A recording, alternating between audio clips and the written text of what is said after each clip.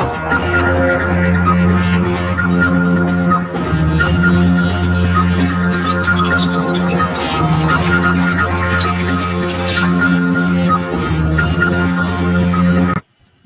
दोस्तों, क्यूएनएस में इस क्लास में आपका स्वागत है।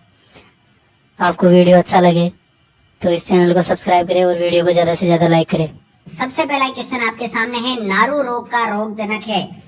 तो साथियों, नारू रोग का जो रोगजनक रहने वाला है वो रहने वाला है कृमि, और उस कृमि का नाम है ड्रैकनकुलस मेडिनेंसिस। क्या है? ड्रैकनकुलस मेडिनेंसिस। तो यहाँ पर राइट आंसर हो जाएगा ऑप्शन नंबर 2। अगला देखिए, स्वस्थ शरीर का तापमान सामान्य रक्तचाप होता है। स्वस्थ शरीर का सामान्य रक्तचाप कितना होता है? तो साथियों ये होता है 120/80। तो राइट आंसर क्या हो जाएगा? Option number 1। अगला क्वेश्चन देखिए, तंबाकू किस कुल का पादप है? तो साथियों तंबाकू जो है वह सोलेनेसी कुल का पादप है। ऑप्शन नंबर 3 करेक्ट आंसर रहेगा साथियों। अगला प्रश्न देखिए साथियों, सारे क्वेश्चन इंपॉर्टेंट है और 10वीं की किताब से लिए गए हैं। महत्वपूर्ण जो पार्ट के पीछे बन रहे हैं और जो अन्य महत्वपूर्ण प्रश्न उसमें से जो पार्ट के अंदर से लिए गए वो सारे यहाँ पर शामिल किए गए हैं। चौथा क्वेश्चन देखिए, मदिरा का मुख्य घटक है। तो साथियों आप सभी को पता होना चाहिए, मदिरा का जो मुख्य घटक होता है वो होता है C2H5OH। Option number 1 correct answer रहेगा। अगला देखिए, आयोडीन की कमी से रोग होता है। तो आपको पता होना चाहिए आयोडीन की कमी से साथियों कौन सा गेंगा रोग होता है। ऑप्शन नंबर 4 करेक्ट आंसर रहेगा। वीडियो को लाइक नहीं किया तो लाइक जरूर कर दीजिएगा। प्रश्न नंबर 6 देखिए, विटामिन B1 की कमी से होने वाला रोग कौन सा है?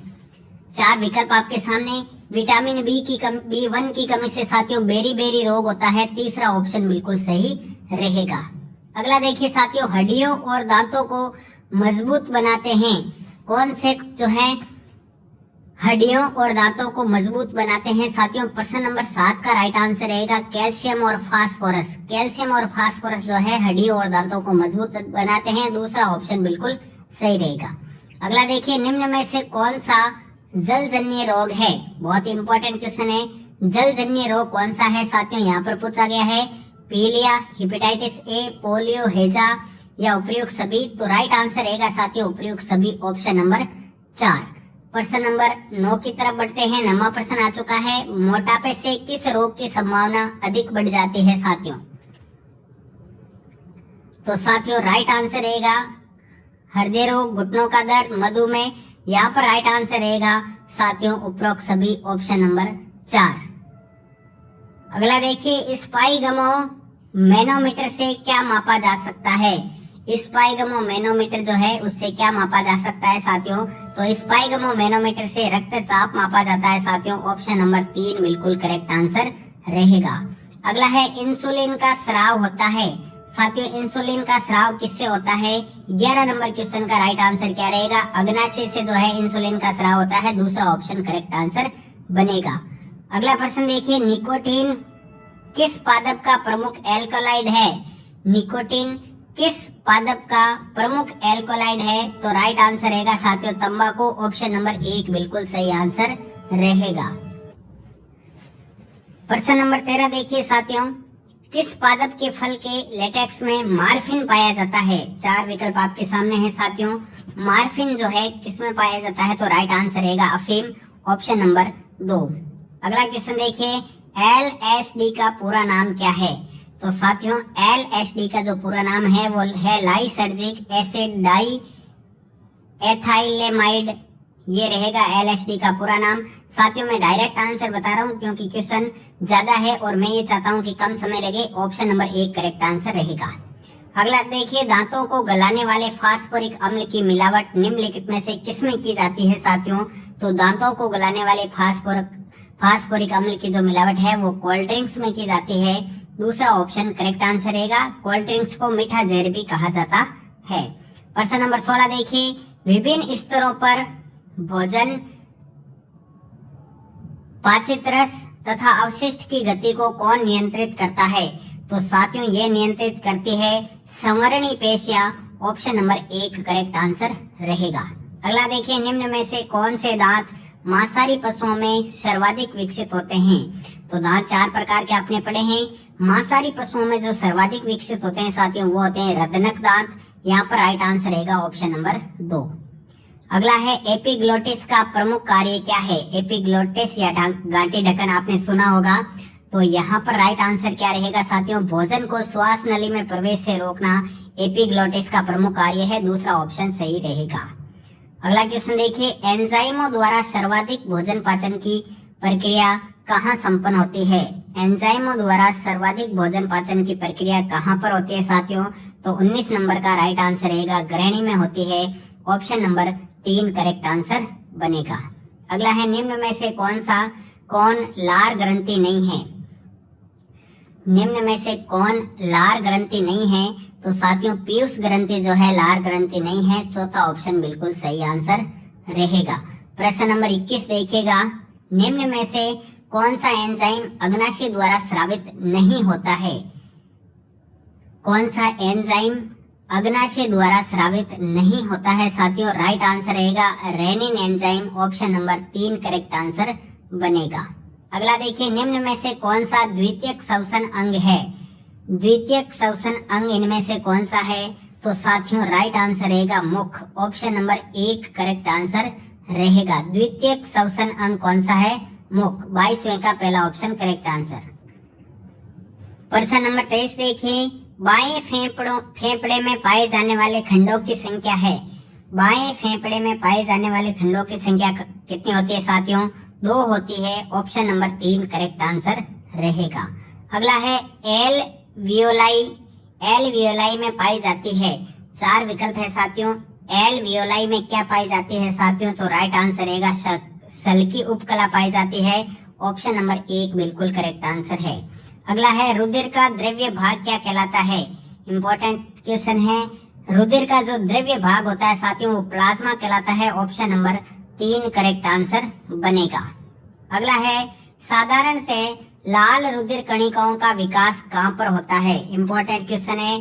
साधारणतः लाल रुधिर कणिकाओं आरबीसी का जो विकास है कहाँ पर होता है साथियों। प्रश्न नंबर 26 का राइट आंसर रहेगा पलिहा।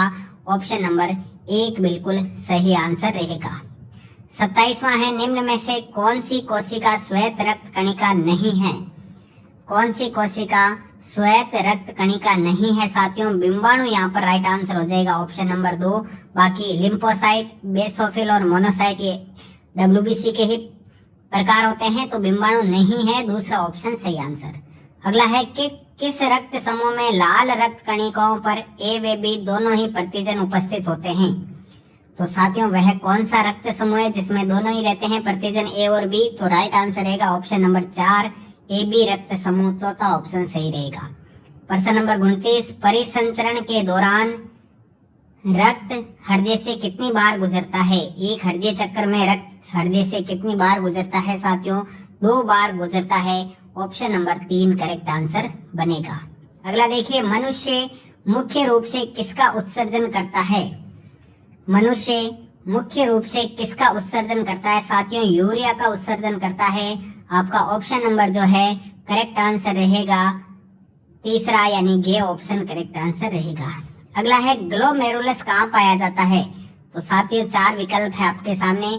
ग्लोमेरुलस कहाँ पाया जाता है, तो साथियों राइट आंसर रहेगा 31 नंबर का पहला ऑप्शन, बोमेन संपुट में ग्लोमेरुलस पाया जाता है। पहला ऑप्शन सही रहेगा। अगला देखिए, प्रश्न नंबर 32, प्रमुख मानव नरलिंग हार्मोन है। प्रमुख मानव नरलिंग हार्मोन कौन सा है, तो साथियों राइट आंसर रहेगा testosterone. Option number 3 correct answer बनेगा। अगला है, निम्न में से प्राथमिक लैंगिक अंग कौन सा है। प्राथमिक लैंगिक अंग कौन सा है साथियों, राइट आंसर क्या रहेगा 33 का। ऑप्शन नंबर 4 खे व गे दोनों, यानी अंडाशय और वृषण दोनों जो है प्राथमिक लैंगिक अंग कहलाते हैं। चौथा ऑप्शन करेक्ट आंसर रहेगा। अगला है, प्रेरक तंत्रिकाएं उद्दीपनों को पहुंचाती है।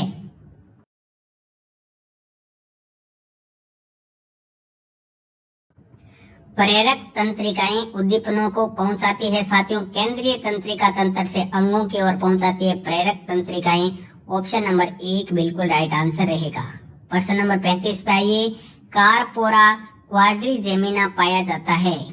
किसमें पाया जाता है साथियों, कारपोरा क्वाड्रिजेमिना। तो राइट आंसर रहेगा आपका ऑप्शन नंबर 3, मध्य मस्तिष्क में पाया जाता है साथियों। ऑप्शन नंबर 3 बिल्कुल राइट आंसर रहेगा। 36वां देखिए, पीयूष ग्रंथि कौन सा हार्मोन स्रावित नहीं करती है? पीयूष ग्रंथि कौन सा हार्मोन स्रावित नहीं करती है? तो साथियों 26 नंबर का राइट आंसर रहेगा मेलेटोनिन हार्मोन जो है पीयूष ग्रंथि नहीं निकालती है। तीसरा ऑप्शन बिल्कुल सही रहेगा। अगला है दैनिक ले नियमन के लिए उत्तरदायी ग्रंथि कौन सी है? दैनिक ले के नियमन के लिए उत्तरदायी ग्रंथि का नाम पूछा गया है। राइट आंसर क्या रहेगा? पीनियल ग्रंथि। पीनियल ग्रंथि जो है जैविक घड़ी भी कहलाती है, तीसरी आंख भी कहते हैं, मस्तिष्क की रेती भी कहलाती है। चौथा ऑप्शन बिल्कुल सही आंसर बनेगा। वीडियो को लाइक नहीं किया तो लाइक जरूर कर दीजिए। अग्नाशय किस प्रकार की ग्रंथि है साथियों? 38 नंबर में पूछा गया है। तो राइट आंसर रहेगा मिश्रित, यानी ये अंतःस्रावी और बहिस्रावी दोनों है। तो तीसरा ऑप्शन करेक्ट आंसर बनेगा। अगला है पित्त रस में कौन से एंजाइम पाए जाते हैं? इंपॉर्टेंट क्वेश्चन है। पित्त रस में कौन से एंजाइम पाए जाते हैं? प्रोटीन पाचक, वसा पाचक, कार्बोहाइड्रेट पाचक या इनमें से कोई नहीं? तो राइट आंसर रहेगा साथियों इनमें से कोई नहीं, ऑप्शन नंबर 4। अगला देखिए, दांत जबड़े की अस्थि के खांचों में फिट होते हैं, यह स्थिति क्या कहलाती है? काफी इंपॉर्टेंट क्वेश्चन है। दांत जबड़े की अस्थि के खांचों में फिट होते हैं, इसे दोस्तों क्या कहते हैं? घृत दंती कहते हैं। क्या कहते हैं? घृत दंती। ऑप्शन नंबर 1 बिल्कुल सही आंसर बनेगा। प्रश्न नंबर 41 देखिए, आमाशय का बीच वाला भाग क्या कहलाता है? आमाशय के 3 भाग होते हैं। आपसे पूछा गया है बीच वाला भाग क्या कहलाता है? 41 नंबर का राइट आंसर हो जाएगा फंडिक भाग कहलाता है दोस्तों। फंडिक भाग, ऑप्शन नंबर 2 सही रहेगा। अगला है बड़ी आंत का वह भाग जो छोटी आंत से जुड़ा हुआ होता है। बड़ी आंत का कौन सा भाग छोटी आंत से जुड़ा हुआ होता है साथियों? 42 नंबर का राइट आंसर रहेगा अंधनाल, या इसे कहते हैं सिक्कम। बड़ी आंत के 2 भाग है, आपको पता है। सिक्कम को 3 भाग है, सिक्कम कोलन रेक्टम। और छोटी आंत के भी आपको पता है 3 भाग है, डेडुनम जेजुनम इलियम। ठीक है, तो राइट आंसर रहेगा ऑप्शन नंबर 1। अगला है आमाशय में भोजन का पीएच या माध्यम होता है। आमाशय में भोजन का जो माध्यम होता है किसमें होता है साथियों? राइट आंसर रहेगा अम्लीय माध्यम में होता है भोजन। दूसरा ऑप्शन आपका बिल्कुल सही है। अगला है शरीर में रक्त शर्करा का नियंत्रण करता है। शरीर में रक्त शर्करा का नियंत्रण कौन करता है साथियों? राइट आंसर रहेगा के व खे दोनों, यानी इंसुलिन और ग्लूकागोन। तो राइट आंसर रहेगा ऑप्शन नंबर गे, यानी तीसरा।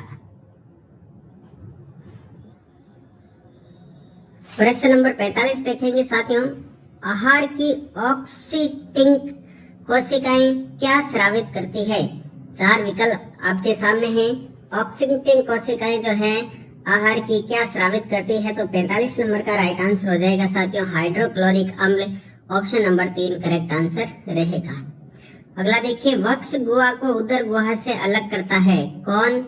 वक्ष गुहा को उदर गुहा से अलग करता है तो साथियों राइट आंसर रहेगा diaphragm. Option number 2 correct answer बनेगा। अगला है एडम एप्पल किसे कहा जाता है? एडम एप्पल किसे कहा जाता है साथियों? तो यहाँ पर जो राइट आंसर बनेगा वह बनेगा साथियों स्वर यंत्र या लैरिंक्स को एडम एप्पल कहते हैं। दूसरा ऑप्शन सही रहेगा। अगला है सी आकार के उपास्थि के छल्ले कहाँ पाए जाते हैं? इंपॉर्टेंट क्वेश्चन है। सी आकार के उपास्थि के छल्ले जो है कहाँ पाए जाते हैं साथियों? श्वास नली में पाए जाते हैं। ऑप्शन नंबर 3 करेक्ट आंसर बनेगा। अगला है केवल सल्की उपकला से बना श्वसन तंत्र का कौन सा भाग रक्त कोशिकाओं से घिरा रहता है? केवल सल्की उपकला से बना श्वसन तंत्र का कौन सा भाग रक्त कोशिकाओं से घिरा होता है? तो साथियों राइट आंसर रहेगा कोशिकाएं। Option number 1।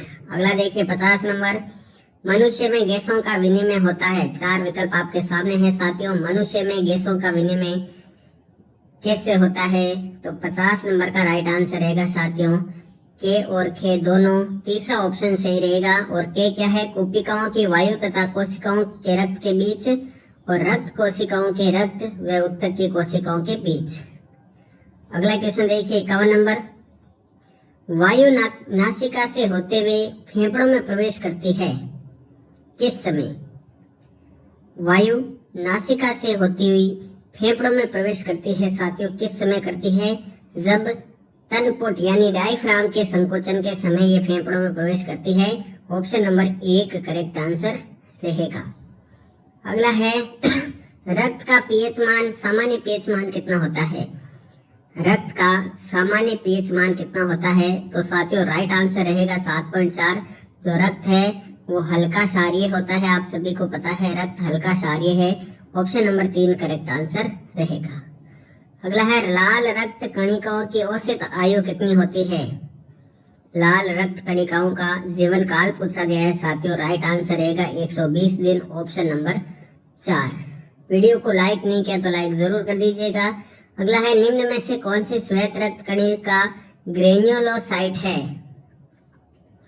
कौन सी श्वेत रक्त कणिका ग्रेन्युलोसाइट है? तो साथियों राइट आंसर रहेगा इकोसियोनोफिल। ऑप्शन नंबर 3 करेक्ट आंसर बनेगा। अगला है कौन सी कोशिका वयस्क अवस्था में केंद्र विहीन होती है? कौन सी कोशिका वयस्क अवस्था में केंद्रक विहीन होती है? तो साथियों राइट आंसर रहेगा एरिथ्रोसाइट यानी कि आरबीसी। ठीक है साथियों, तीसरा ऑप्शन करेक्ट आंसर रहेगा। अगला है विश्व में लगभग 80% व्यक्तियों का रक्त है। विश्व में लगभग 80% व्यक्तियों का रक्त आरएस धनात्मक कारक होता है साथियों, पहला ऑप्शन करेक्ट आंसर बनेगा। अगला है हृदय के द्विवलन कपाट को क्या कहते हैं? बाइकस्पिड जो होता है उसको क्या कहा जाता है साथियों? राइट आंसर क्या रहेगा? माइट्रल वाल्व कहा जाता है साथियों, तीसरा ऑप्शन करेक्ट आंसर रहेगा। अगला देखिए हृदय के बाएं भाग में पाया जाता है। हृदय के बाएं भाग में क्या पाया जाता है साथियों? तो साथियों हृदय के बाएं भाग में जो है शुद्ध रक्त पाया जाता है। ऑप्शन नंबर 3 करेक्ट आंसर रहेगा 58 का। 59 देखिए पक्षियों में सरीसृपों के में मुख्य उत्सर्जी पदार्थ कौन सा है? काफी इंपॉर्टेंट क्वेश्चन है। पक्षियों व सरीसृपों में मुख्य उत्सर्जी पदार्थ कौन सा है? यूरिक अम्ल है। क्या है साथियों? यूरिक अम्ल। ऑप्शन नंबर 4 सही रहेगा। प्रश्न नंबर 60 देखिए मनुष्य में वृक्कों को मूत्राशय से जोड़ने वाला भाग कौन सा है? मनुष्य में वृक्कों को मूत्राशय से जोड़ने वाला भाग कौन सा है साथियों? राइट आंसर रहेगा मूत्र नलिका यूरेटर। Option number 2। आगे देखिए प्रश्न नंबर 61 वृक्कों की अवतल सतह पर पाई जाने वाली खांच क्या कहलाती है? वृक्कों की अवतल सतह पर पाई जाने वाली खांच क्या कहलाती है साथियों? हाइलम कहलाती है। ऑप्शन नंबर 4 करेक्ट आंसर रहेगा। अगला है शरीर से बिलीरुबिन व बिलीवर्डिन जैसे पदार्थों का उत्सर्जन करने वाला भाग कौन सा है? काफी इंपॉर्टेंट क्वेश्चन है। बिलीरुबिन व बिलीवर्डिन जैसे पदार्थों का उत्सर्जन करने वाला भाग है साथियों यकृत। ऑप्शन नंबर 1 करेक्ट आंसर रहेगा। प्रश्न नंबर 63 है वृक्क द्वारा शुद्ध किए गए रक्त को हृदय की ओर ले जाती है। वृक्क द्वारा शुद्ध किए गए रक्त को हृदय की ओर ले जाती है। कौन ले जाती है साथियों? तो ये लेके जाती है वृक्क शिरा साथियों। ऑप्शन नंबर 2 करेक्ट आंसर बनेगा। अगला देखिए नर व मादा युग्मकों का संलयन क्या कहलाता है? नर व मादा युग्मकों का संलयन क्या कहलाता है साथियों? निषेचन कहलाता है, पहला ऑप्शन करेक्ट आंसर रहेगा। अगला है टेस्टोस्टेरोन का उत्पादन करता है। टेस्टोस्टेरोन का उत्पादन कौन करता है साथियों? तो राइट आंसर रहेगा आपका वृषण का अंतःस्रावी भाग इसका उत्पादन करता है, दूसरा ऑप्शन सही रहेगा। अगला है अंडाणु को अंडाशय से गर्भाशय तक लाने का काम करती है। अंडाणु को अंडाशय से गर्भाशय तक लाने का काम कौन करती है साथियों? अंडवाहिनी करती है। ऑप्शन नंबर 3 सही आंसर रहेगा। अगला है युग्मजन यानी जाइगोट, युग्मनज यानी जाइगोट से कोरक ब्लास्टुला बनने के लिए क्या आवश्यक है? काफी इंपॉर्टेंट क्वेश्चन है। जाइगोट से ब्लास्टुला बनने के लिए क्या आवश्यक है साथियों? राइट आंसर रहेगा विदलन। Option number 4। अगला है थैलेमस किसका भाग है? थैलेमस किसका भाग है साथियों? तो थैलेमस जो है वह अग्र मस्तिष्क का भाग है। अग्र मस्तिष्क का भाग है, पहला ऑप्शन सही आंसर रहेगा। अगला है पोन्स व मेडुला ओब्लोंगेटा भाग है। पोन्स व मेडुला ओब्लोंगेटा किसके भाग है साथियों? तो राइट आंसर रहेगा पश्च मस्तिष्क के भाग हैं पोन्स और मेडुला ओब्लोंगेटा। दूसरा ऑप्शन बिल्कुल सही है। अगला है केंद्रीय तंत्रिका तंत्र में धूसर द्रव्य व श्वेत द्रव्य की स्थिति है। अब चार ऑप्शन आपके सामने हैं। केंद्रीय तंत्रिका तंत्र में धूसर द्रव्य व श्वेत द्रव्य की स्थिति है। राइट आंसर रहेगा साथियों पहला ऑप्शन। मस्तिष्क में बाह्य अर्थात कॉर्टेक्स में धूसर द्रव्य पाया जाता है और अंदर की ओर श्वेत द्रव्य पाया जाता है। मेरुरज्जु में अंदर की ओर धूसर द्रव्य, बाहर की ओर श्वेत द्रव्य पाया जाता है। पहला ऑप्शन करेक्ट आंसर बन गया। आगे बढ़ते हैं। निश्चल कण पाए जाते हैं। निश्चल कण कहाँ पर पाए जाते हैं साथियों? तो ये निश्चल कण पाए जाते हैं तंत्रिका कोशिका में। ऑप्शन नंबर पहला करेक्ट आंसर रहेगा। अगला देखिए, तंत्रिकीय समन्वय के साथ साथ अंतःस्रावी ग्रंथि की भांति भी कार्य करता है। कौन? तंत्रिकीय समन्वय के साथ साथ अंतःस्रावी ग्रंथि के भी कार्य करता है। कौन? Hypothalamus. Option number 3 correct answer बनेगा। 73 देखिए, वृद्धि हार्मोन सोमेटोट्रोपिन का स्राव करती है। सोमेटोट्रोपिन का स्राव कौन सी ग्रंथि करती है साथियों? राइट आंसर रहेगा आपका पीयूष ग्रंथि। कौन सी ग्रंथि साथियों? पीयूष ग्रंथि करती है। चौथा ऑप्शन करेक्ट आंसर। अगला देखिए, किस हार्मोन की कमी से घेंगा रोग के रूप में परिलक्षित होती है? किस हार्मोन की कमी घेंगा रोग के रूप में परिलक्षित होती है साथियों?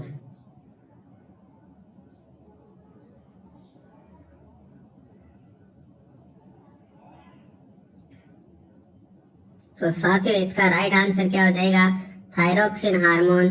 Option number 3। अगला देखिए, किस ग्रंथि के हार्मोनों को आपातकालीन हार्मोन कहा जाता है? किस ग्रंथि के हार्मोनों को आपातकालीन हार्मोन कहते हैं साथियों? तो ये कहा जाता है एड्रिनल ग्रंथि के हार्मोनों को आपातकालीन हार्मोन, करो या मरो हार्मोन, ये इत्यादि नाम है। चौथा ऑप्शन करेक्ट आंसर बनेगा। अगला देखिए, शुक्राणुओं के निर्माण की प्रक्रिया में प्रेरक भूमिका कौन निभाता है? शुक्राणुओं के निर्माण की प्रक्रिया में प्रेरक भूमिका कौन निभाता है साथियों? टेस्टोस्टेरोन हार्मोन निभाता है। दूसरा ऑप्शन बिल्कुल सही रहेगा। अगला देखिए, क्षार का जलीय विलयन क्या करता है? क्षार का जलीय विलयन क्या करता है साथियों? क्षार जो है वो लाल लिटमस को नीला कर देता है साथियों। लाल को नीला कौन करता है? क्षार करता है। दूसरा ऑप्शन करेक्ट आंसर बनेगा। अगला है, अम्ल व क्षार के विलयन होते हैं विद्युत के। अम्ल व क्षार के विलयन जो है विद्युत के साथियों सुचालक होते हैं। ऑप्शन नंबर 2 करेक्ट आंसर बनेगा। अगला है, पीएच किन आयनों की सांद्रता का ऋणात्मक लघुगणक होता है? पीएच किन आयनों की सांद्रता का ऋणात्मक लघुगणक होता है? तो ये होता है H+ हाइड्रोजन आयन की सांद्रता का ऋणात्मक logarithm. Option number 3 correct answer. अगला है, किसी अम्लीय विलयन की पीएच मान कितनी होगी? यहाँ पर 4 आपको पीएच मान दी गई है। इसमें से ये बताना है कि किसी अम्लीय विलयन की पीएच मान कितनी होगी साथियों? तो यहाँ पर राइट आंसर रहेगा 4। ऑप्शन नंबर 4 करेक्ट आंसर रहेगा।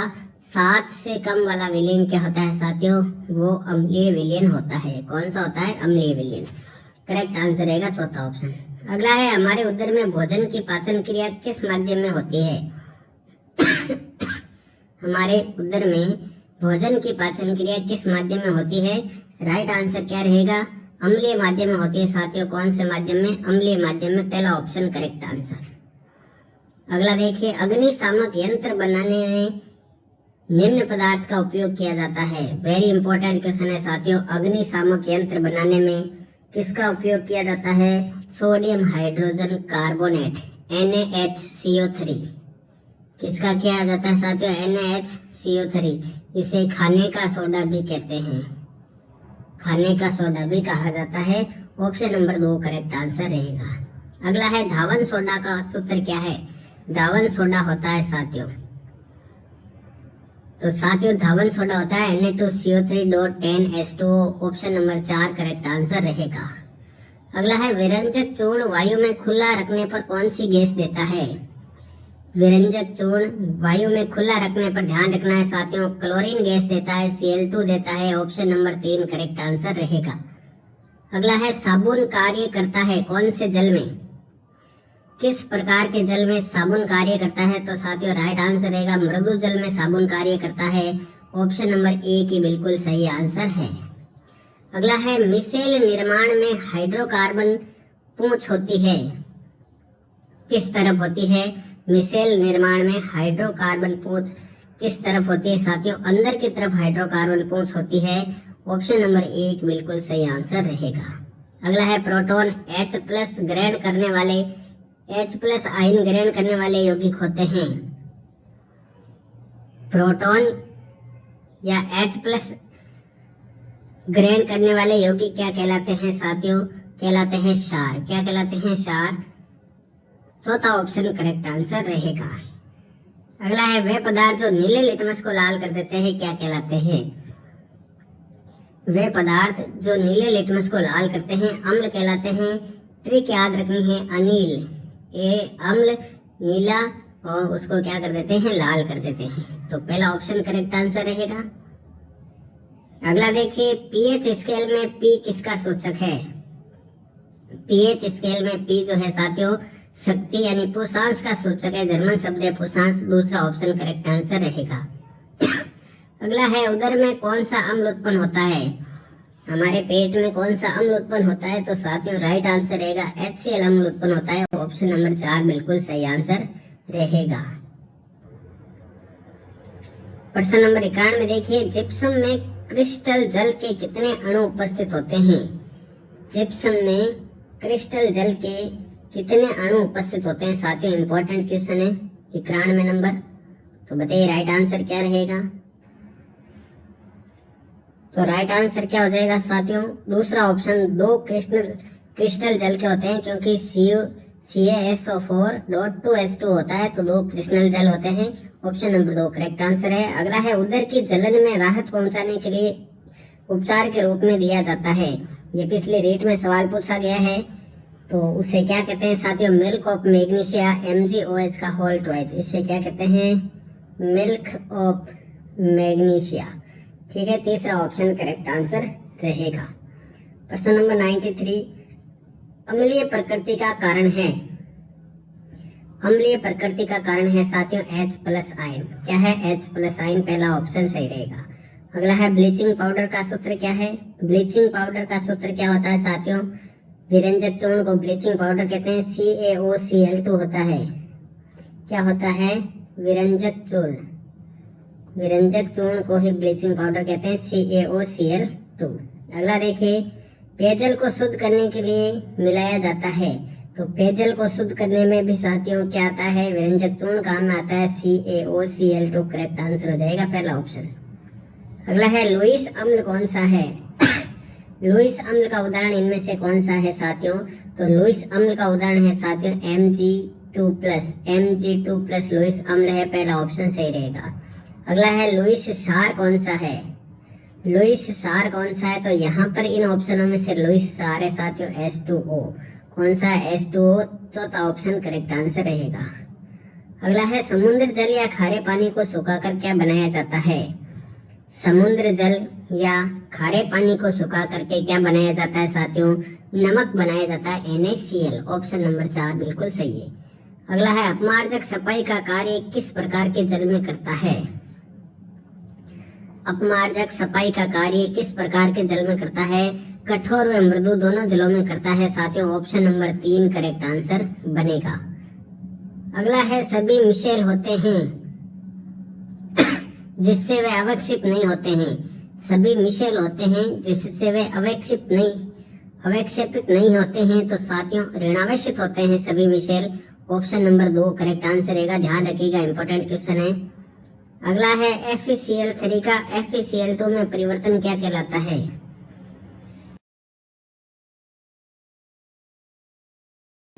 FeCl3 का FeCl2 में परिवर्तन साथियों अपचयन कहलाएगा। क्या कहलाएगा? अपचयन। Option number 2 correct answer. अगला है एक पदार्थ दो छोटे सरल अणुओं में टूटता है तो यह अभिक्रिया क्या कहलाती है? जब एक पदार्थ दो अणुओं में, दो या दो से अधिक अणुओं में टूटता है तो ये प्रक्रिया अभिक्रिया अपघटनीय अभिक्रिया कहलाती है। पहला ऑप्शन सही आंसर बनेगा। अगला देखिए, इलेक्ट्रॉन त्यागने वाले पदार्थ क्या कहलाते हैं? इलेक्ट्रॉन त्यागने वाले पदार्थ साथियों अपचायिक कहलाते हैं। तीसरा ऑप्शन बिल्कुल सही आंसर रहेगा। 104 देखिए, दोनों दिशाओं में होने वाली अभिक्रियाएं हैं। दोनों दिशाओं में होने वाली अभिक्रियाएं क्या कहलाती है? उत्क्रमणीय अभिक्रिया कहलाती है। चौथा ऑप्शन बिल्कुल सही आंसर बनेगा। अगला देखिए, अभिक्रिया के वेग को बढ़ाने वाले होते हैं। अभिक्रिया के वेग को कौन बढ़ाते हैं साथियों? उत्प्रेरक बढ़ाते हैं साथियों। पहला ऑप्शन करेक्ट आंसर बनेगा। अगला है एंजाइम होते हैं। एंजाइम क्या होते हैं साथियों? एंजाइम होते हैं जैव उत्प्रेरक। एंजाइम क्या होते हैं साथियों? जैव उत्प्रेरक होते हैं। चौथा ऑप्शन बिल्कुल सही रहेगा। अगला देखिए, 2Mg + O2 gives to 2MgO में किस प्रकार के मैग्नीशियम धातु किस अभिक्रिया इस अभिक्रिया में मैग्नीशियम धातु हो रहा है। मैग्नीशियम धातु का क्या हो रहा है साथियों? ऑक्सीकृत, अपचायित, अपघटित या विस्थापित। तो राइट आंसर रहेगा ये ऑक्सीकृत हो रहा है। पहला ऑप्शन सही आंसर बनेगा। अगला देखिए, उत्क्रमणीय अभिक्रिया के लिए किस चिन्ह का प्रयोग किया जाता है? उत्क्रमणीय किसे कहते हैं? जो दोनों दिशाओं में चलती है। तो ये वाला जो चिन्ह है आपका, इस प्रकार वाला, ये काम में लिया जाता है। चौथा ऑप्शन बिल्कुल सही है। अगला है, वह अभिक्रिया जो बनने वाले उत्पाद से ही उत्प्रेरित हो जाती है क्या कहलाती है? तो साथियों, बनने वाले उत्पाद से उत्प्रेरित होती है उसे स्वतः उत्प्रेरित अभिक्रिया कहते हैं। तीसरा ऑप्शन राइट आंसर रहेगा। अगला देखिए, ऊष्माक्षेपी अभिक्रिया में ऊष्माक्षेपी अभिक्रिया में ऊष्मा साथियों निकलती है, उत्सर्जित होती है। पहला ऑप्शन करेक्ट आंसर बनेगा। अगला देखिएगा, अपचयन अभिक्रिया कौन सी है? अपचयन अभिक्रिया कौन सी है? तो साथियों, अपचयन अभिक्रिया कौन सी है? ऑप्शन नंबर 3 करेक्ट आंसर रहेगा। Fe3 का Fe2 में अपचयन हो रहा है। तो तीसरा ऑप्शन बिल्कुल सही है। प्रश्न नंबर 112 देखिए, दो या दो से अधिक अभिकारक मिलकर एकल उत्पाद बनाते हैं, किस अभिक्रिया में बनता है? दो या दो से अधिक अभिकारक जब एकल उत्पाद बनाते हैं तो साथियों उसे क्या कहते हैं? संयोजन अभिक्रिया कहते हैं। पहला ऑप्शन करेक्ट आंसर बनेगा। अगला है, CaO + H2O gives to CaOH का होल ट्वाइस। यह अभिक्रिया कौन सी अभिक्रिया है? तो साथियों, इसमें दो या दो से अभिकारक मिलकर एक एकल उत्पाद बना रहे हैं, तो ये भी संयोजन अभिक्रिया का उदाहरण है। तीसरा ऑप्शन करेक्ट आंसर बनेगा। अगला देखिए, CuSO4 + Zn gives to Zn और ZnSO4 + Cu। यह किस प्रकार की अभिक्रिया है? सारे क्वेश्चन इंपॉर्टेंट है। तो साथियों, यहाँ पर आप देख रहे हैं विस्थापन अभिक्रिया हो रही है। विस्थापन अभिक्रिया दूसरा ऑप्शन करेक्ट आंसर बनेगा। अगला क्वेश्चन देखिए, साग सब्जियों का विघटित होकर कंपोस्ट बनना कैसी अभिक्रिया है? साग सब्जियों का विघटित होकर कंपोस्ट बनना साथियों ऊष्माक्षेपी अभिक्रिया का उदाहरण है। तीसरा ऑप्शन करेक्ट आंसर रहेगा। अगला है, ऑक्सीकरण अभिक्रिया में क्या होता है? ऑक्सीकरण अभिक्रिया में साथियों पदार्थ से ऑक्सीजन का योग होता है। पदार्थ में ऑक्सीजन का योग होता है ऑक्सीकरण अभिक्रिया में। पहला ऑप्शन करेक्ट आंसर बनेगा। अगला देखिए, अपचयन अभिक्रिया में क्या होता है? सारे इंपॉर्टेंट क्वेश्चन आपके सामने आ रहे हैं। वीडियो को लाइक जरूर कर दीजिएगा। अपचयन अभिक्रिया में पदार्थ से ऑक्सीजन का निष्कासन होता है साथियों, निष्कासन होता है। तीसरा ऑप्शन करेक्ट आंसर रहेगा। अगला है, वह उत्प्रेरक जो रासायनिक अभिक्रिया के वेग को कम कर देता है क्या कहलाता है? वह उत्प्रेरक जो रासायनिक अभिक्रिया के वेग को कम करता है ऋणात्मक उत्प्रेरक कहलाते हैं। दूसरा ऑप्शन बिल्कुल सही आंसर रहेगा। अगला है, प्रबल क्षार जब दुर्बल क्षार से अभिक्रिया करता है तो विलयन की पीएच का मान क्या होगा? जब प्रबल क्षार दुर्बल क्षार से अभिक्रिया करेगा तो विलयन की पीएच का मान 7 से अधिक रहेगा, क्योंकि क्षार प्रबल है। ऑप्शन नंबर 3 करेक्ट आंसर रहेगा। अगला है, भौतिक अवस्था के आधार पर उत्प्रेरक को कितने भागों में बांटा गया है? तो साथियों, भौतिक अवस्था के आधार पर उत्प्रेरक को 2 भागों में बांटा गया है। ऑप्शन नंबर 1 बिल्कुल सही आंसर रहेगा। अगला क्वेश्चन देखिए, क्लोरोफॉर्म वायु की उपस्थिति में विषैली गैस बनाती है। कौन सी विषैली गैस बनाती है? क्लोरोफॉर्म वायु की उपस्थिति में साथियों ये गैस बनती है फॉस्फेन। ऑप्शन नंबर 1 करेक्ट आंसर रहेगा। अगला देखिए, जैव उत्प्रेरक होते हैं। जैव उत्प्रेरक जो होते हैं साथियों वो नाइट्रोजन युक्त जटिल कार्बनिक यौगिक होते हैं जैव उत्प्रेरक। पहला ऑप्शन ही करेक्ट आंसर रहेगा। अगला है रेडॉक्स अभिक्रिया है। रेडॉक्स अभिक्रिया कैसे कहते हैं? जिसमें ऑक्सीकरण और अपचयन साथ साथ चलता है, ध्यान रखें। तो यहाँ पर रेडॉक्स अभिक्रिया का उदाहरण है ZnCuSO4 gives to ZnSO4 plus Cu। Option number 2 correct answer बनेगा। अगला देखिए, अपघटन अभिक्रिया किसमें हो रही है? जिसमें एक अभिकारक जो है टूटकर 2 या 2 से अधिक उत्पाद बनाते हैं। तो यहाँ पर सीधा सा दिख रहा है, दूसरा ऑप्शन करेक्ट आंसर रहेगा। 2KClO3 gives to 2KCl plus 3O2। दूसरा ऑप्शन बिल्कुल सही है। अगला देखिए, Cl2 plus 2Ki gives to 2KCl plus I2 एक अभिक्रिया किस प्रकार की है? तो साथियों यहाँ पर राइट आंसर क्या रहेगा? विस्थापन अभिक्रिया का उदाहरण है। ऑप्शन नंबर 3 बिल्कुल सही है। प्रश्न नंबर 126, रदरफोर्ड के प्रयोग में किन के विकिरणों का प्रयोग किया गया था? तो साथियों रदरफोर्ड के प्रयोग में जो है अल्फा कणों की बमबारी की गई थी। ऑप्शन नंबर 1 करेक्ट आंसर बनेगा। अगला है, पदार्थ का सबसे छोटा कण होता है। पदार्थ का सबसे छोटा कण परमाणु होता है, आप सभी को पता है। ऑप्शन नंबर 2 करेक्ट आंसर बनेगा। अगला है, तत्वों का प्रथम आवर्ती वर्गीकरण किसने दिया था? तत्वों का सबसे पहला आवर्ती वर्गीकरण साथियों मेंडलीफ ने दिया था और सबसे आधुनिक हेनरी मोजले ने। चौथा ऑप्शन करेक्ट आंसर रहेगा। अगला है, आधुनिक आवर्त सारणी पदार्थ के किस गुण पर आधारित है? तो साथियों आधुनिक आवर्त सारणी जो है पदार्थ के परमाणु क्रमांक पर आधारित है।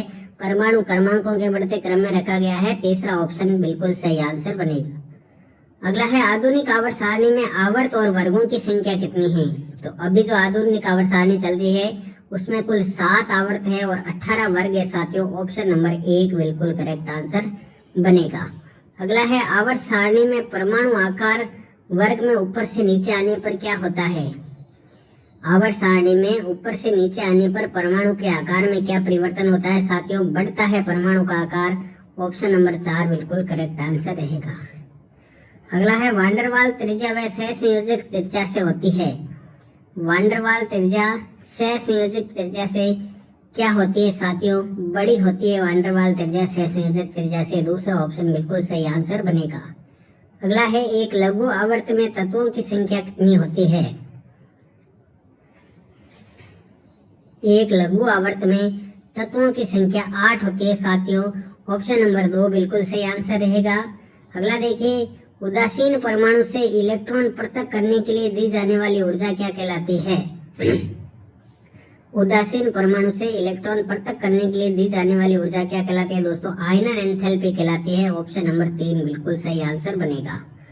अगला है, किस तत्व की विद्युत ऋणता सबसे अधिक होती है? काफी इंपॉर्टेंट क्वेश्चन मान के चले आप इसको। किस तत्व की विद्युत ऋणता सर्वाधिक होती है? तो साथियों ये तत्व है आपका फ्लोरीन। कौन सा? फ्लोरीन। याद रखिएगा साथियों, चौथा ऑप्शन करेक्ट आंसर। अगला है, सर्वाधिक धात्विक गुण किस वर्ग के सदस्य रखते हैं? तो साथियों सर्वाधिक धात्विक जो गुण है वह 1 नंबर वर्ग के सदस्य रखते हैं। पहला ऑप्शन करेक्ट आंसर रहेगा। अगला सवाल देखिएगा, रदरफोर्ड ने कणों के प्रकीर्णन प्रयोग में प्रथम बार दर्शाया कि परमाणु में होता है। उन्होंने क्या बताया? परमाणु में क्या होता है साथियों? नाभिक होता है। रदरफोर्ड ने बताया था। तीसरा ऑप्शन बिल्कुल सही है। अगला क्वेश्चन है, न्यूट्रॉन की खोज में कठिनाई का क्या कारण था? न्यूट्रॉन की खोज में कठिनाई का क्या कारण था साथियों? राइट आंसर क्या रहेगा 138 का? ऑप्शन नंबर 1 इसका आवेश रहित होना, यही कठिनाई का कारण था। पहला ऑप्शन सही है। अगला है, जब इलेक्ट्रॉन एल कोश से के कोश में कूदता है तो क्या होता है? जब इलेक्ट्रॉन एल से के कोश में जाता है तो क्या होता है साथियों? ऊर्जा निकलती है। क्या होता है? ऊर्जा निकलती है। ऑप्शन नंबर 2 करेक्ट आंसर बनेगा। अगला है, आधुनिक आवर्त सारणी में समूह की संख्या कितनी है? आधुनिक आवर्त सारणी में समूह या वर्गों की संख्या एक ही बात है साथियों। तो वर्गों की संख्या 18 है। ऑप्शन नंबर 2 करेक्ट आंसर रहेगा। 141 नंबर पे आ जाइए, निम्नलिखित में से किसके बारे बाह्यतम कोष में 7 इलेक्ट्रॉन नहीं है? किसके बाह्यतम कोष में 7 इलेक्ट्रॉन नहीं है साथियों?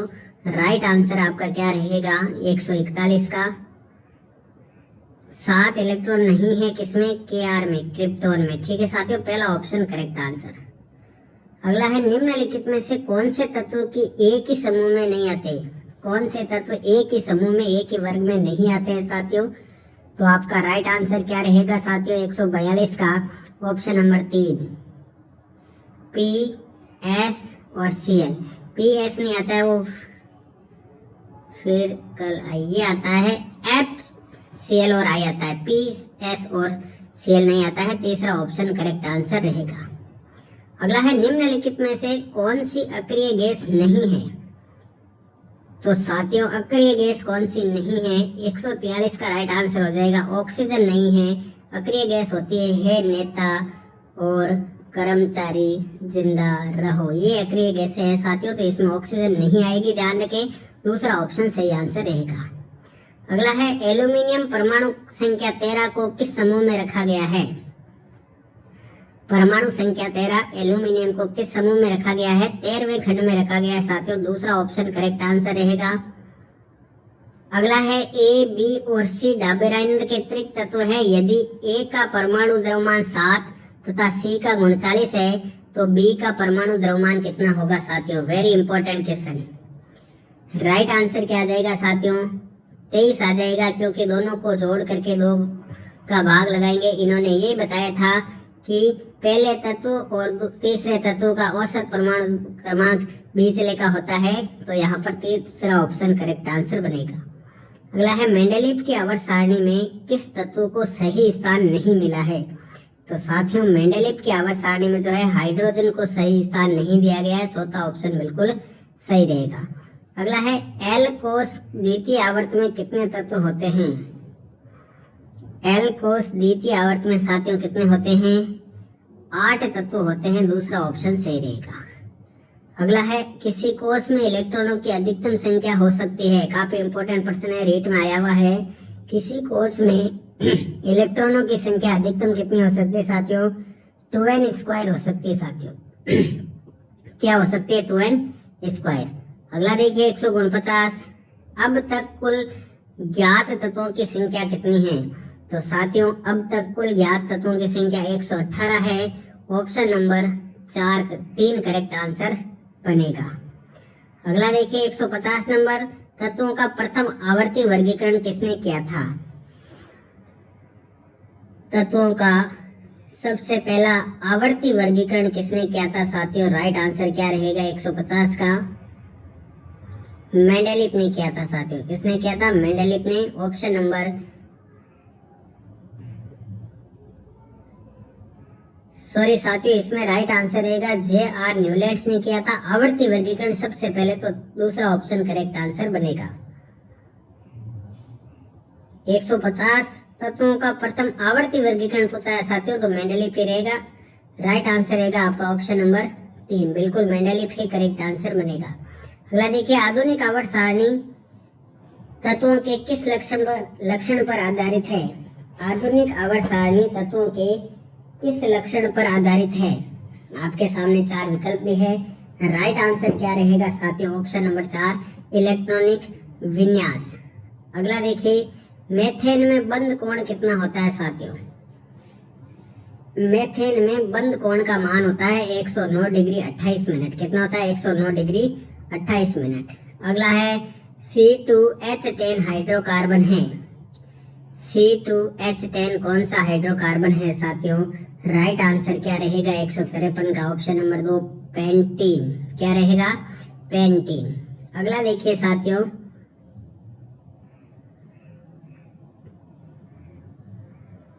ये C2H5 नहीं साथियों, C5H10 है। C5H10 CnH2n का सूत्र लगेगा तो पेंटीन राइट आंसर आएगा, दूसरा ऑप्शन। अगला देखिए फ्रियोन 111 का अणु सूत्र है। इंपॉर्टेंट क्वेश्चन है। फ्रियोन 11 का अणु सूत्र कौन सा है? तो फ्रियोन 11 का अणु सूत्र है साथियों CFCl3। CFCl3 पहला ऑप्शन करेक्ट आंसर। अगला है प्राकृतिक रबर किसका बहुलक होता है? प्राकृतिक रबर साथियों ध्यान रखना है आइसोप्रीन का बहुलक होता है प्राकृतिक रबर आइसोप्रीन, करेक्ट आंसर रहेगा। अगला देखिए कार्बन का कौन सा अपर रूप विद्युत का सुचालक होता है? तो कार्बन के 3 अपर रूप है जिसमें सुचालक कौन सा होता है साथियों? ग्रेफाइट होता है, दूसरा ऑप्शन बिल्कुल सही आंसर बनेगा। अगला देखिए प्राकृतिक रबर की गुणवत्ता व तनन सामर्थ्य बढ़ाने के लिए इसे सल्फर के साथ गर्म किया जाता है, इस क्रिया को क्या कहते हैं? तो तनन सामर्थ्य बढ़ाने के लिए जब सल्फर के साथ गर्म करते हैं तो इस क्रिया को वल्कनीकरण कहते हैं साथियों, तीसरा ऑप्शन बिल्कुल सही है। अगला है यदि कार्बन में कार्बन परमाणु संख्या 3 हो तो पूर्व लगन क्या होगा? यदि कार्बन में कार्बन परमाणुओं की संख्या 3 हो तो पूर्व लगन क्या लगेगा साथियों? राइट आंसर क्या रहेगा? Meth eth prop, option number 2 correct answer बनेगा, प्रोप लगेगा। 159 देखिए CH2 double bond CH single bond CH2 Cl का IUPAC नाम क्या रहेगा? तो साथियों इसका IUPAC नाम क्या रहेगा? देखिए इधर से नंबरिंग करेंगे 1 2 3, तो 3 पर क्लोरो है तो 3 chloro 2 propene, sorry 3 chloro 1 propene, right answer हो जाएगा ऑप्शन नंबर 4। अगला देखिए 160 नंबर, प्रयोगशाला में प्रथम कार्बनिक यौगिक का निर्माण करने वाले वैज्ञानिक हैं। प्रयोगशाला में प्रथम कार्बनिक यौगिक का निर्माण करने वाले वैज्ञानिक वोलर थे साथियों, दूसरा ऑप्शन करेक्ट आंसर बनेगा। अगला है सर्वप्रथम किस कार्बनिक यौगिक का संश्लेषण प्रयोगशाला में हुआ? तो सबसे पहले संश्लेषित होने वाला प्रयोगशाला में यौगिक कौन सा था? यूरिया था, पहला ऑप्शन करेक्ट आंसर। अगला देखिए रासायनिक पदार्थों का सर्वप्रथम वर्गीकरण किसने प्रस्तुत किया? तो रासायनिक पदार्थों का सर्वप्रथम वर्गीकरण किसने किया था? निकोलस लीमरी ने, ऑप्शन नंबर 1 करेक्ट आंसर बनेगा। अगला देखिए कार्बनिक यौगिकों में यह तत्व उपस्थित होना चाहिए, कौन सा? कार्बनिक यौगिकों में कौन सा तत्व उपस्थित होना चाहिए? कार्बन होना चाहिए, दूसरा ऑप्शन सही आंसर रहेगा। अगला है कार्बनिक यौगिकों के संबंध में कौन सा असत्य है? कार्बनिक यौगिकों के संबंध में आपको असत्य बताना है साथियों। कार्बनिक यौगिकों के संबंध में है कि सभी कार्बनिक यौगिक प्रकृति में पाए जाते हैं, ये असत्य है, पहला ऑप्शन करेक्ट आंसर बनेगा। 165 देखिए 2 मेथिल 2 ब्यूटीन को व्यक्त किया जा सकता है, 4 सूत्र आपके सामने हैं। 2 मेथिल 2 ब्यूटीन, तो बताइए राइट आंसर रहेगा साथियों यहाँ पर ऑप्शन नंबर 4, ठीक है, 4 नंबर ऑप्शन करेक्ट आंसर रहेगा। आगे बढ़ते हैं क्वेश्चन में, कार्बन 4 इलेक्ट्रॉन प्राप्त कर क्या बनाता है? कार्बन 4 इलेक्ट्रॉन प्राप्त करके क्या बनाता है साथियों? ये बनाता है ऋणायन, ऑप्शन नंबर 1 करेक्ट आंसर रहेगा। अगला है 2 परमाणुओं के बीच इलेक्ट्रॉन के एक युग्म की साझेदारी के द्वारा बनने वाला आबंध क्या कहलाता है? जब एक इलेक्ट्रॉन के युग्म की साझेदारी होगी तो सहसंयोजी बंध बनेगा साथियों, पहला ऑप्शन करेक्ट आंसर बनेगा। अगला है ब्यूटेन का रासायनिक सूत्र क्या है? ब्यूटेन का रासायनिक सूत्र पूछा गया है साथियों, मेथ एथ प्रोप ब्यूट, 4 कार्बन परमाणु आएंगे तो C4H10 करेक्ट आंसर हो जाएगा, तीसरा।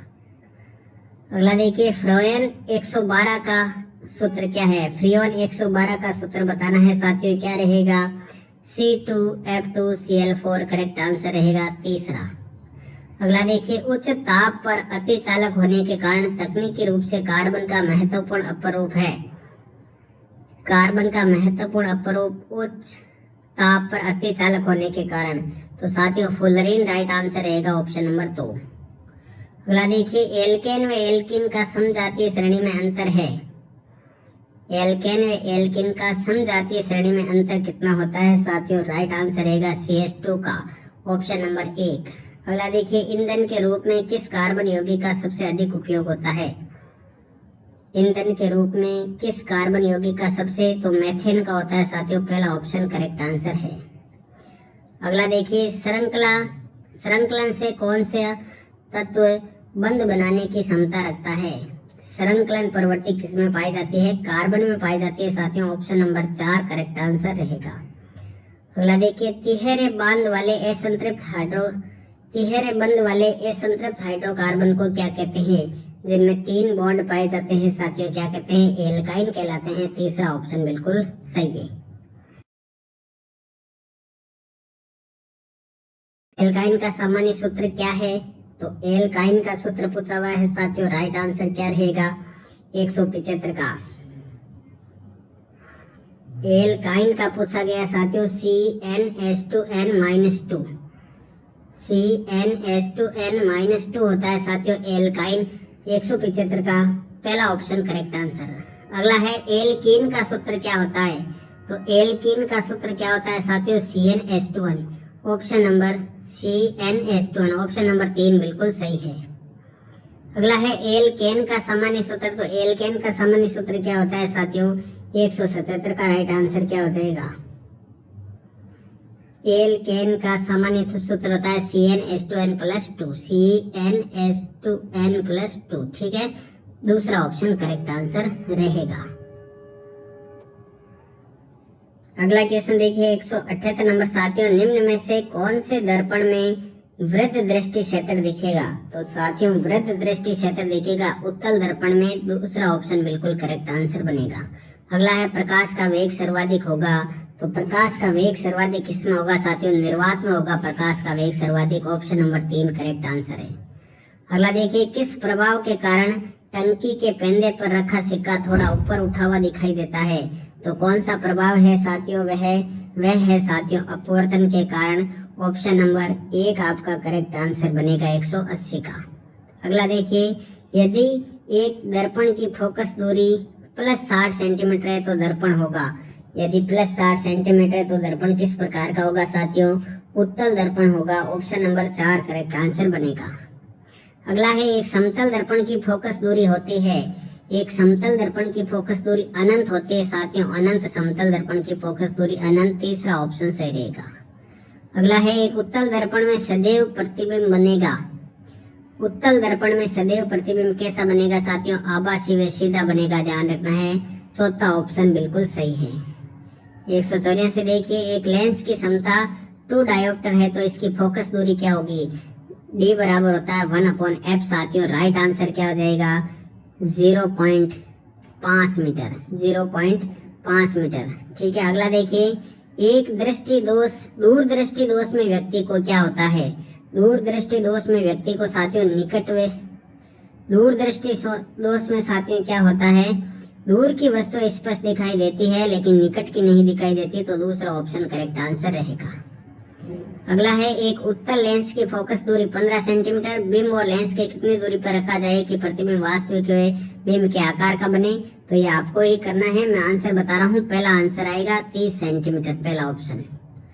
अगला देखिए फिर से न्यूमेरिकल है, एक 20 सेंटीमीटर फोकस दूरी के अवतल लेंस के सम्मुख बिंब अनंत पर रखा गया है, आभासी प्रतिबिंब के लेंस से कितनी दूरी रहेगी, तो साथियों लेंस का सूत्र लगाना है, राइट आंसर रहेगा 20 सेंटीमीटर, ऑप्शन नंबर 3। ये नहीं आए तो आप कमेंट बॉक्स में बता सकते हैं।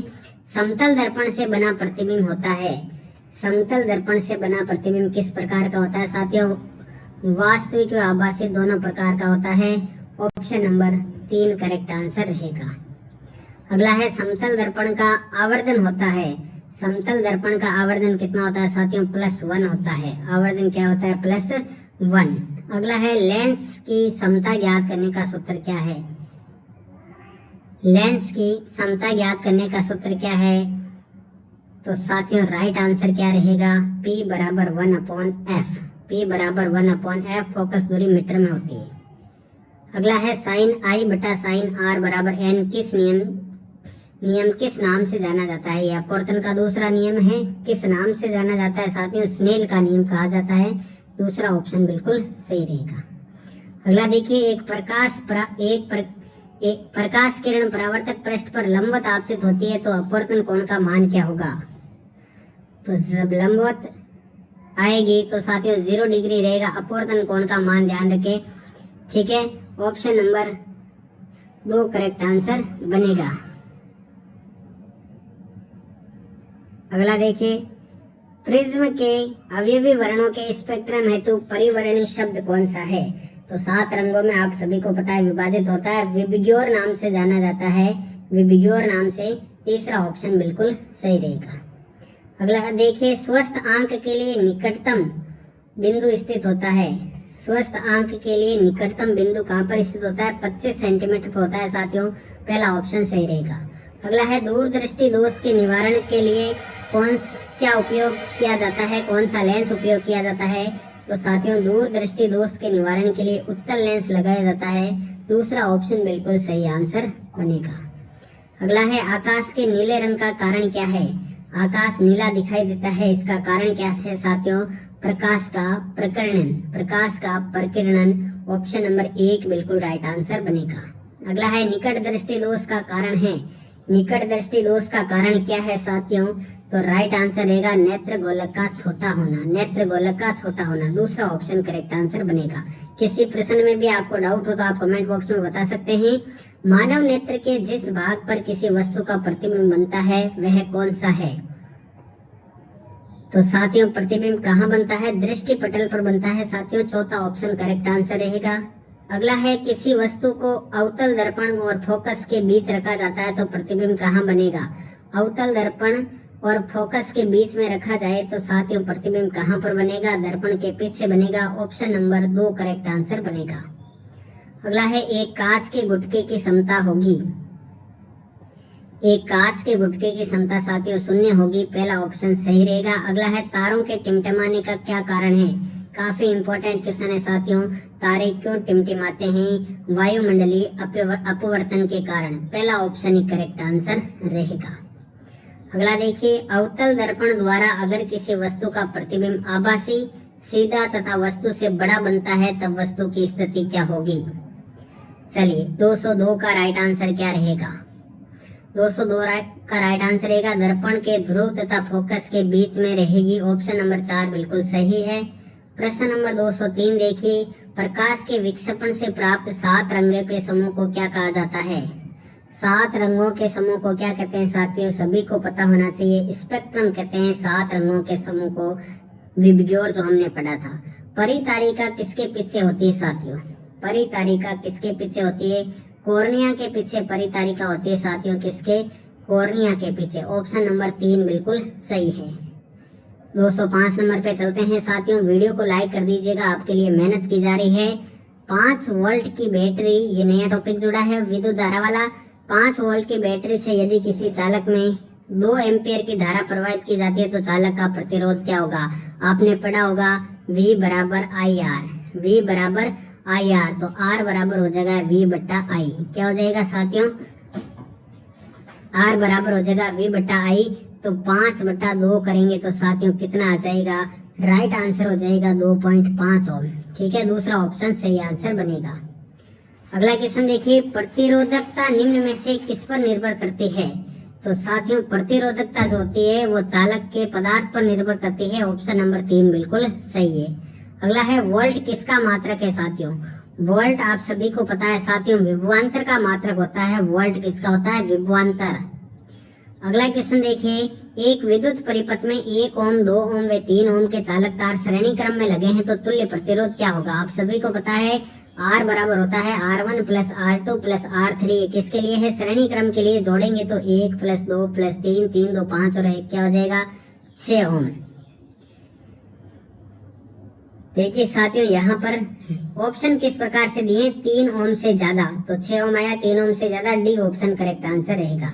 अगला है, भारत में प्रत्यावर्ती धारा की आवृत्ति जो होती है साथियों, याद रखना है आपको। भारत में प्रत्यावर्ती धारा की जो आवृत्ति होती है वो 50 हर्ट्ज होती है। कितनी होती है? 50 हर्ट्ज, 220 वोल्ट। दूसरा ऑप्शन करेक्ट आंसर। अगला देखिए, विभिन्न मान के प्रतिरोधों का समांतर क्रम में जोड़कर उन्हें विद्युत स्रोतों से जोड़ने पर प्रत्येक तार में क्या होगा? सब समांतर क्रम में जोड़ेंगे साथियों तो राइट आंसर रहेगा धारा भिन्न भिन्न होगी परंतु विभवांतर एक समान रहेगा। ऑप्शन नंबर 3 बिल्कुल करेक्ट आंसर बन गया है 210 का। देखिए साथियों, प्रश्न नंबर 211 पर आ चुके हैं। वीडियो को कर दीजिए लाइक। किसी विद्युत परिपथ में 0.5 सेकंड में 2 कूलाम आवेश प्रवाहित होता है तो विद्युत धारा का मान क्या होता है? V बराबर IR, आप सभी को पता है। तो यहाँ पर जो न्यूमेरिकल लगेगा आप करेंगे, नहीं आएगा तो आप कमेंट बॉक्स में बताइए। 4 एम्पियर राइट आंसर आएगा साथियों। अगला क्वेश्चन है, विद्युत ऊष्मीय प्रभाव पर आधारित युक्ति नहीं है। विद्युत के ऊष्मीय प्रभाव पर आधारित युक्ति कौन सी नहीं है साथियों? राइट आंसर रहेगा रेफ्रिजरेटर, ऑप्शन नंबर 4। अगला है एमीटर को परिपथ में सदैव किस क्रम में जोड़ा जाता है? मोस्ट इंपोर्टेंट क्वेश्चन है साथियों। एमीटर को परिपथ में सदैव श्रेणी क्रम में जोड़ा जाता है, पहला ऑप्शन करेक्ट आंसर रहेगा। अगला है प्रतिरोधकता का एसआई मात्रक क्या होता है? तो साथियों प्रतिरोधकता का एसआई मात्रक ओम इंटू मीटर होता है, ohm into metre correct answer, दूसरा ऑप्शन। अगला है टी समय में प्रतिरोध आर में धारा आई प्रभावित होने पर किए गए कार्य का सूत्र क्या होगा? तो साथियों किया गया कार्य जो होगा वह होगा W बराबर I square R T, I square R T correct answer रहेगा, दूसरा ऑप्शन। अगला देखिए एक विद्युत प्रतिरोध का मान क्या होगा यदि इसमें 220 वोल्ट और 20 एम्पियर की धारा प्रवाहित की जाए? V बराबर आई आर, आपसे पूछा गया है प्रतिरोध R बराबर V बटा I हो जाएगा साथियों। जैसे आप हल करेंगे राइट आंसर क्या आएगा? 11 ओम। ठीक है साथियों, दूसरा ऑप्शन। अगला देखिए 20 ओम, 5 ओम व 4 ओम के प्रतिरोध समांतर क्रम में जुड़े हुए संयुक्त प्रतिरोध क्या होगा? सूत्र होता है 1/R बराबर 1/R1 plus 1/R2 plus 1/R3। जैसे आप हल करेंगे राइट आंसर आएगा 2 ओम, ऑप्शन नंबर पहला। अगला देखिए निम्न में से कौन सा पद विद्युत शक्ति को निरूपित नहीं करता है? इनमें से कौन सा विद्युत शक्ति का सूत्र नहीं है? तो 3 प्रकार से सूत्र बनता है, आई स्क्वायर, आई आर स्क्वायर नहीं होता है, दूसरा ऑप्शन करेक्ट आंसर बनेगा। अगला है विद्युत धारा उत्पन्न करने की युक्ति को क्या कहा जाता है? विद्युत धारा उत्पन्न करने की युक्ति जनित्र कहलाती है साथियों, पहला ऑप्शन करेक्ट आंसर रहेगा। अगला है समान चुंबकीय ध्रुव क्या करते हैं? समान चुंबकीय ध्रुव एक दूसरे से प्रतिकर्षित होते हैं साथियों, पहला ऑप्शन ही करेक्ट आंसर रहेगा। अगला है चुंबकीय क्षेत्र की रेखाएं होती है, चुंबकीय क्षेत्र की रेखाएं जो है एक बंद वक्र में होती है साथियों, तीसरा ऑप्शन करेक्ट आंसर बनेगा। अगला देखिए परिनालिका द्वारा उत्पन्न चुंबकीय बल क्षेत्र निर्भर करता है। परिनालिका द्वारा उत्पन्न चुंबकीय बल क्षेत्र जो है साथियों किस पर निर्भर करता है? उपयुक्त सभी पर, परिनालिका के फेरों की संख्या पर, प्रवाहित धारा पर और परिनालिका के पदार्थ पर, चौथा ऑप्शन सही रहेगा। अगला है दिक् परिवर्तक विभक्त वलय का उपयोग होता है। दिक् परिवर्तक विभक्त वलय का प्रयोग होता है दिष्ट धारा जनित्र में साथियों, दूसरा ऑप्शन बिल्कुल सही आंसर। अगला देखिए प्रेरित धारा की दिशा निम्नलिखित में से किससे प्राप्त होती है? प्रेरित धारा की दिशा इनमें से किससे प्राप्त होती है? फ्लेमिंग के दक्षिण हस्त के नियम से, ऑप्शन नंबर 1 करेक्ट आंसर बनेगा। अगला है सर्पी वलय का उपयोग निम्न में से किसमें होता है? सर्पी वलय किसमें लगे होते हैं साथियों? एसी जनित्र में, अल्टरनेटिव करंट जनित्र में, प्रत्यावर्ती धारा जनित्र में, पहला ऑप्शन सही रहेगा। अगला देखिए धारावाही चालक तार के चारों ओर चुंबकीय क्षेत्र उत्पन्न होता है, यह किसने प्रतिपादित किया? तो ये साथियों प्रतिपादित किया था ओरस्टेड ने, ऑप्शन नंबर 1 बिल्कुल सही आंसर रहेगा।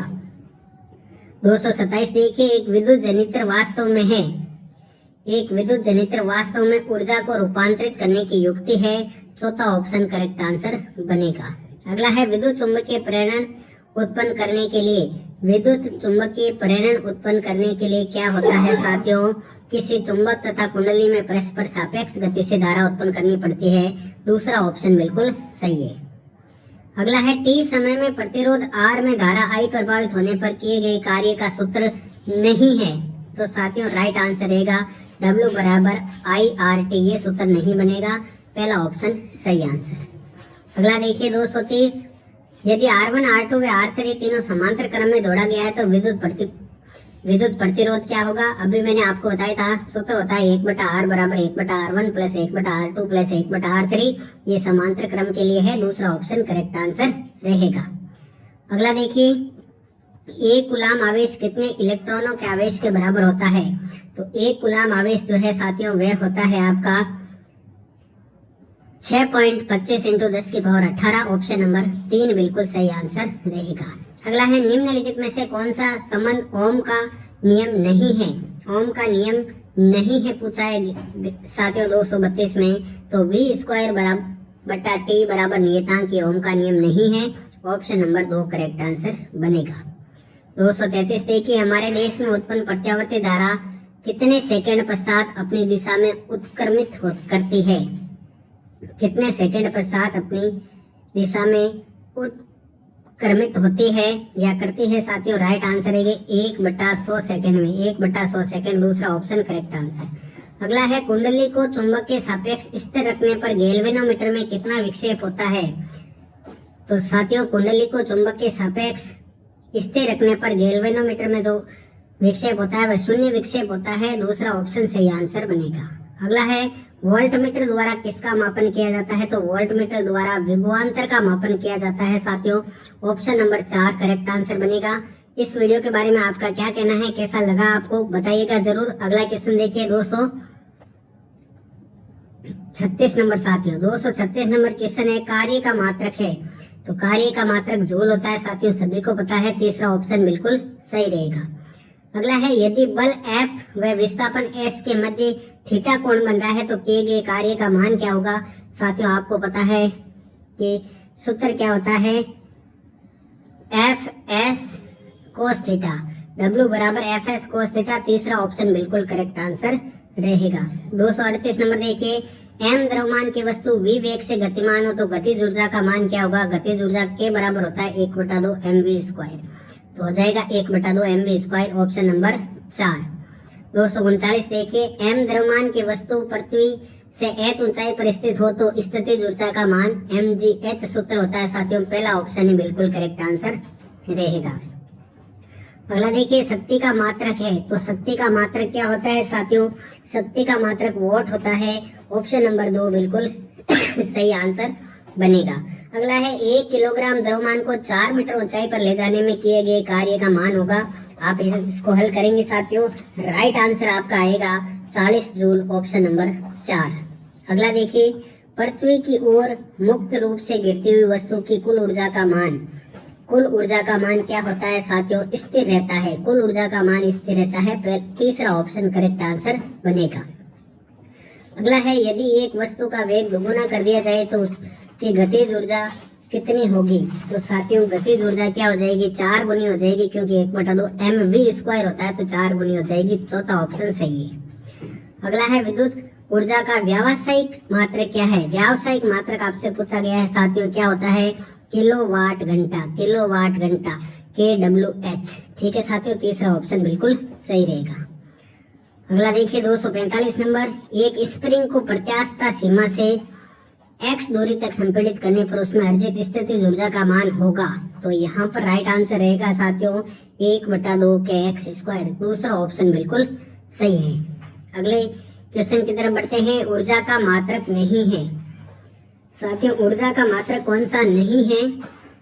तो राइट आंसर क्या रहेगा? वाट जो है ऊर्जा का मात्रक नहीं होता है, पहला ऑप्शन करेक्ट आंसर। अगला है, स्वतंत्रता पूर्वक गिरती हुई वस्तु की गतिज ऊर्जा का मान, स्वतंत्रता पूर्वक गिरती हुई गतिज ऊर्जा का मान बढ़ता रहता है साथियों, तीसरा ऑप्शन बिल्कुल सही रहेगा। अगला देखिए, 2 स्प्रिंगों के बल नियतांक K1 व K2 है, उनमें खिंचाव x उत्पन्न किया जा रहा है, तो इनकी प्रत्यास्थ ऊर्जा E1 व E2 है, तो E1 व E2 का अनुपात कितना होगा? जब इसको अनुपात में रखेंगे तो आएगा K1/K2 साथियों, K1/K2 आएगा, तो राइट आंसर क्या हो जाएगा? पहला ऑप्शन ही करेक्ट आंसर हो जाएगा K1/K2।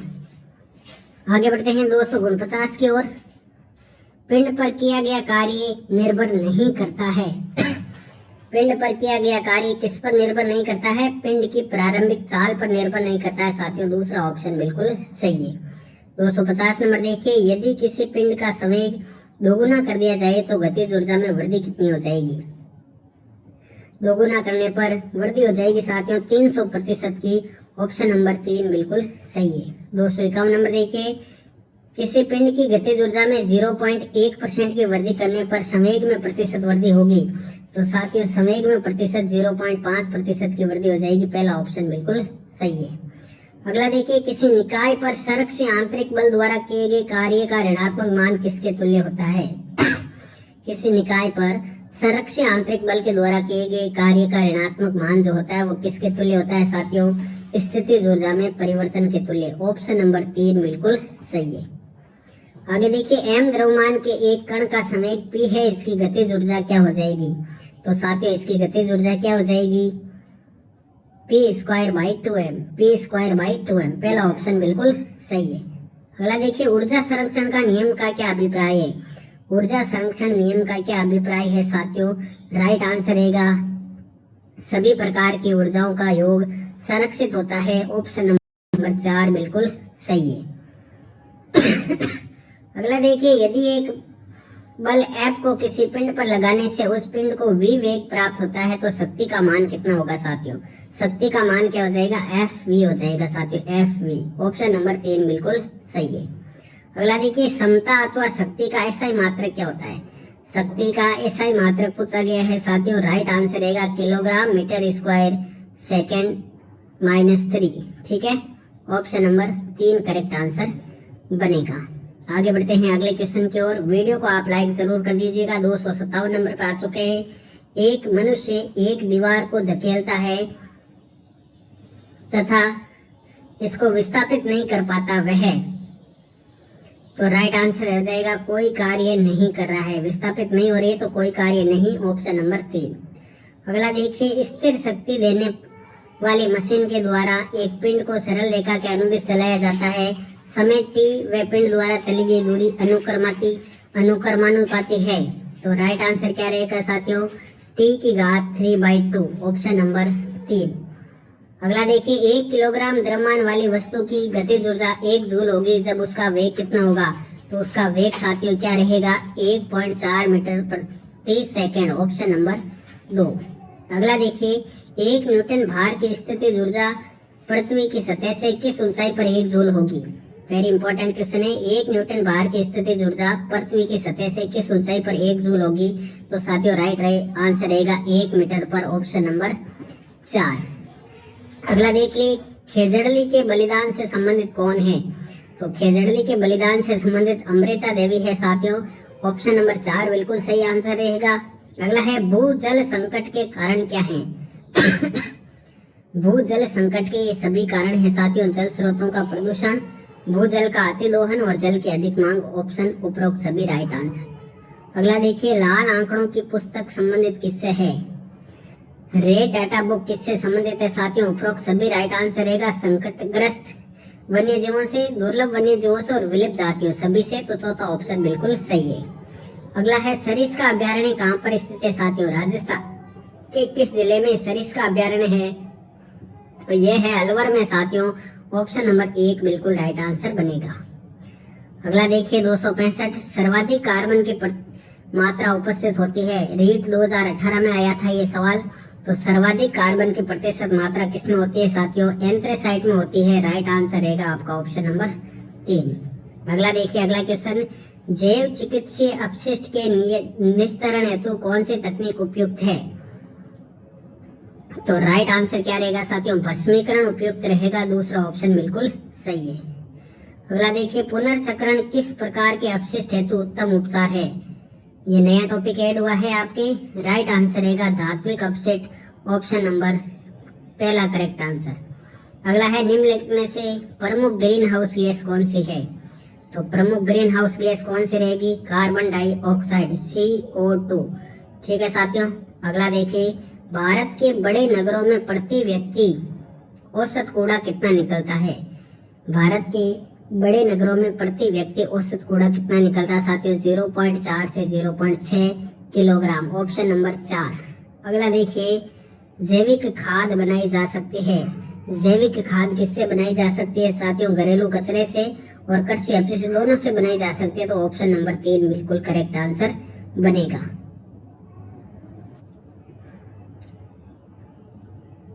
आगे बढ़ते हैं अगले क्वेश्चन की तरफ। अनाज किस कुल के पादप है साथियों। अनाज जो है वो किस कुल के पादप है साथियों। तो राइट आंसर के क्या रहेगा साथियों, पोएसी कुल के पादप है, ऑप्शन नंबर 2। अगला देखिए, निम्न में से कौन सी चावल की उन्नत किस्म है। चावल की उन्नत किस्म कौन सी है साथियों, यहाँ पर बताना है आपको, रत्ना। रत्ना राइट आंसर रहेगा साथियों, ऑप्शन नंबर 2। अगला देखिए, जड़ से प्राप्त सब्जी है। जड़ से प्राप्त सब्जी कौन सी है साथियों, आलू राइट आंसर रहेगा, जड़ से प्राप्त है, पहला ऑप्शन करेक्ट आंसर। अगला देखिए, बकरियों की संख्या के आधार पर भारत का विश्व में कौन सा स्थान है। बकरियों की संख्या के आधार पर भारत का विश्व में कौन सा है दूसरा स्थान है साथियों। दूसरा ऑप्शन बिल्कुल सही है। 275 है, प्रवाल किस संघ के जीवों का कंकाल है। प्रवाल किस जीवों के संघ का कंकाल है। सिलेंट्रेटा राइट आंसर रहेगा ऑप्शन नंबर 3। आगे देखिए, निम्नलिखित में से कौन सी भैंस की नस्ल नहीं है। तो भैंस की नस्ल कौन सी नहीं है साथियों। गिर, ये गाय की है, भैंस की नहीं है। तो दूसरा ऑप्शन करेक्ट आंसर है। अगला है, कार्मिनिल अम्ल किस कीट में पाया जाता है। इंपॉर्टेंट है, कार्मिनिल अम्ल साथियों याद रखना है आपको, कोचिनाल में पाया जाता है। तीसरा ऑप्शन बिल्कुल सही है। अगला है, अश्वगंधा का कौन सा भाग औषधि के रूप में उपयोग करते हैं। तो अश्वगंधा का कौन सा भाग जड़ औषधि के रूप में प्रयोग करते हैं। चौथा ऑप्शन बिल्कुल सही है। अगला है, रेशम कीट किस संघ का जीव है। Important question. रेशम कीट जो है ऑर्थोपोडा संघ का जीव है दोस्तों।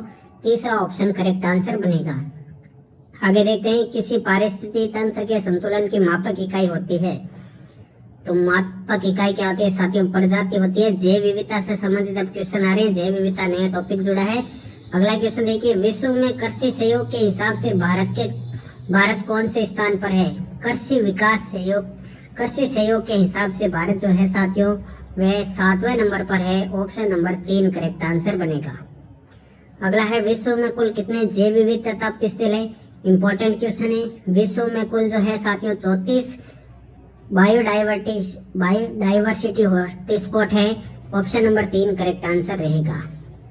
अगला है, भारत का राष्ट्रीय जलीय जीव कौन सा है। काफी इंपॉर्टेंट क्वेश्चन है। गांगे डॉल्फिन राइट आंसर होगा साथियों। पहला ऑप्शन गांगे डॉल्फिन भारत का राष्ट्रीय जलीय जीव।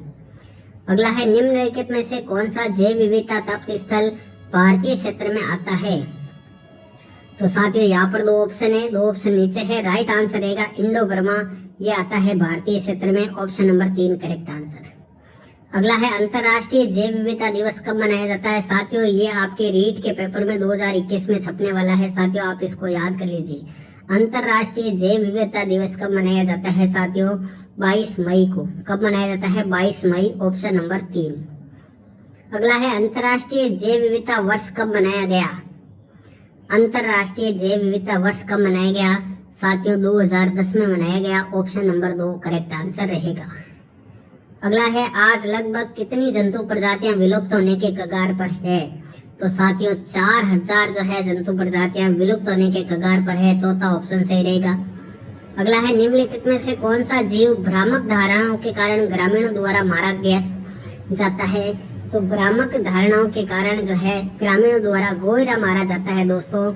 ऑप्शन नंबर 1 करेक्ट आंसर बनेगा।